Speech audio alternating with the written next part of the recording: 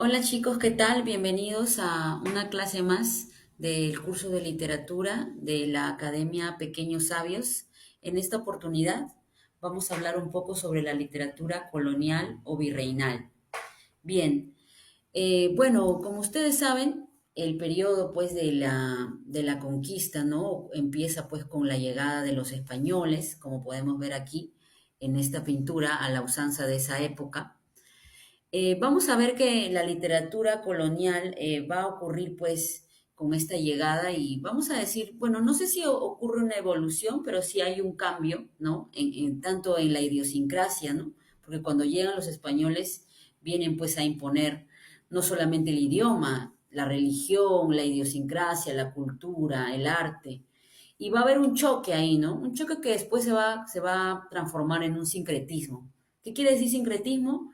Que va a ocurrir una fusión de ambas culturas, porque claro, va a chocar con la idiosincrasia incaica que se basaba en la reciprocidad, se basaba en el colectivismo. Entonces, luego de este choque va a ocurrir pues el sincretismo, que se va a ver reflejado pues en la literatura y en el arte.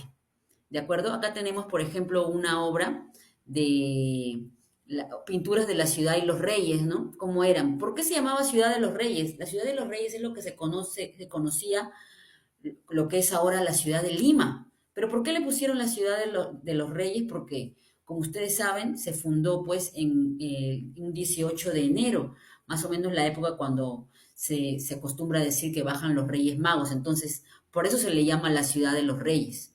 Acá tenemos otra obra más. Y luego, por ejemplo, aquí en esta pintura tenemos lo que es un auto de fe. El auto de fe era lo que se realizaba pues por la Santa Inquisición, que es una institución que llegó también con los españoles. ¿Qué se realizaba en el auto de fe? Bueno, se castigaba, se condenaba a todos aquellos que merecían la pena máxima por herejía, ¿no? Herejía, brujería, judaizantes, se les castigaba con la pena máxima que era pues la quemarse en la hoguera, ¿no? Y esto se daba pues en la plaza pública. Y bueno, todas esas cosas ocurrieron pues en esta época, en este contexto, ¿no? Vamos a ver un poco del contexto cultural. Recuerden bien a este señor Blasco Núñez de Vela, porque fue el primer virrey que apareció en el Perú, ¿no? En el virreinato del Virú. ¿Por qué llega aquí? Bueno, porque estaban ocurriendo pues muchos conflictos internos, muchas guerras civiles. Como ustedes saben, la guerra civil entre los pizarristas y almagristas, y luego viene la guerra civil entre los encomenderos. Entonces, todo esto llegó a oídos del rey en España y él dijo, no, si siguen así se van a terminar matando todos los españoles. Y por eso mandó al primer virrey, ¿verdad? Luego, mucho tiempo después va a aparecer este virrey Francisco de Toledo. Vamos a recordarlo porque durante el gobierno de este virrey van a ocurrir una gran cantidad de acontecimientos y de reformas, ¿de acuerdo? Bien, la literatura y la cultura que se va a desarrollar durante la época de la colonia, debemos recordar que es la copia viva de lo que se va a emplear en España, ¿no? En Europa, ¿no? Las mismas figuras, el mismo estilo, tanto en la poesía, en el teatro, en la narrativa, todo va a la usanza es una copia de Europa, ¿de acuerdo? No tenemos todavía una literatura propia en sí, todavía recién en la literatura de la emancipación vamos a tenerla. Entonces, tenemos aquí las etapas de la literatura de la colonia, ¿no? El periodo clásico, barroco y neoclásico. Nos vamos a centrar en el periodo clásico, chicos. En el periodo clásico vamos a encontrar a los cronistas, ya que ya teníamos a cronistas españoles, pero ellos están en la época de la literatura de la conquista. Ahora estamos ya en la colonia. Vamos a encontrar a dos cronistas principales. Un cronista indio, así perteneciente de aquí, llamado Felipe Guamán Poma de Ayala, con su obra Nueva Crónica y Buen Gobierno. Y luego vamos a encontrar a el Inca Garcilaso de la Vega, que su nombre real es Gómez Suárez de Figueroa, considerado el primer mestizo del virreinato del Virú, con sus obras, pues, Comentarios Reales y La Florida del Inca. Pero ahora nos vamos a basar más en Felipe Huamampoma, ¿no? Él es un hombre que nació en Ayacucho, ¿no? Perdón, sí, en Ayacucho. Todas sus dos familias, pues, sus dos padres son, pues, personas naturales de aquí. Y él, a pesar de ser, pues, un indio neto, él se consideraba un siervo de la corona. Él aceptaba al rey, ¿no? Entonces, él, al ver pues los abusos que ocurren, ¿no? Lo que estaba aconteciendo, él dice, tiene la esperanza de que así como el sacerdote Bartolomé de las Casas le escribió una denuncia al rey, diciéndole todas las salvajadas que estaban realizando los españoles aquí en el virreinato, y el rey al leer esto dijo, no, voy a tomar cartas en el asunto, ahorita mismo voy a mandarles un virrey.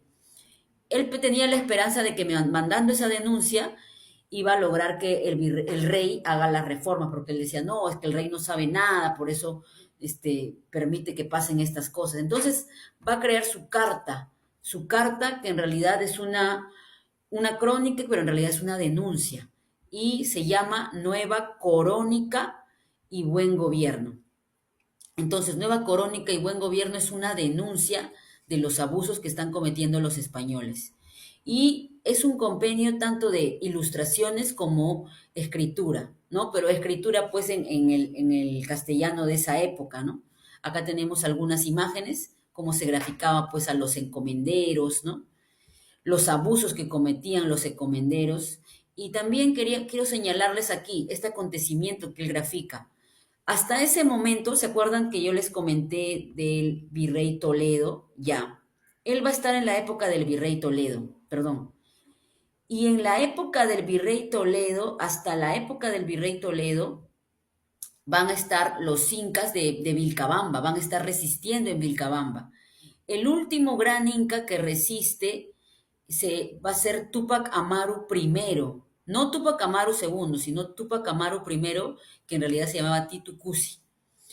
Y él va a ser el último inca de Vilcabamba. Y él va a morir y va a ser siendo ejecutado, pues, mandado a ser ejecutado por el virrey Toledo, ¿de acuerdo? Él va a acabar con la resistencia de aquí. El Huamampoma grafica cómo lo matan, ¿no?